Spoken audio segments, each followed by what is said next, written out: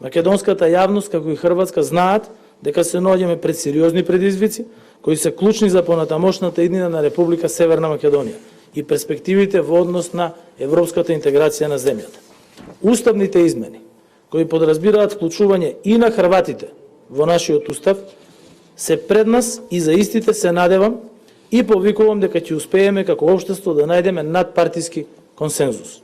Преку заштитата на прават на заедниците, го штитиме не само идентитетот на другите, туку и сопствениот и заедничкиот на кој се гордееме како функционално, демократско, мултикултурно и мултиетничко општество без разлика од каде доаѓаме.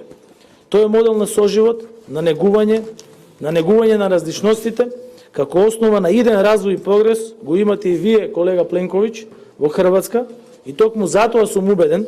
дека ние денес сме на вистинскиот пат кој ќе обезбеди европска иднина за нашите граѓани кои сакаат да живеат во Европската Унија, но тука дома, во својата родна земја, членка на Европска Унија, како хрватите кои живеат во Европска Унија и тоа живеат во Европска Унија, во Хрватска членка на Европска Унија. Сега сме во фаза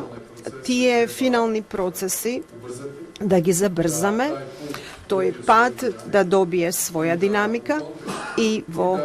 контекст на давање на статусот на кандидат и на Украина и на Молдавија, како и условен кандидатски статус на Грузија, како и давање на статус на кандидат на Босна и Херцеговина и фактот што и Косово во декември минатата година поднесе барање, сега Северна Македонија може да го забрза тој процес. Хрватска во тој процес ќе и помогне.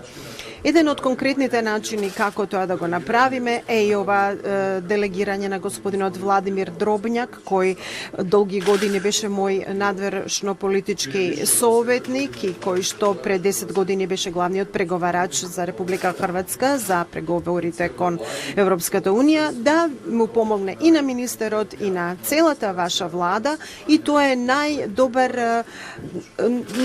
манифестација на соработка и на прави потези во вистинско време.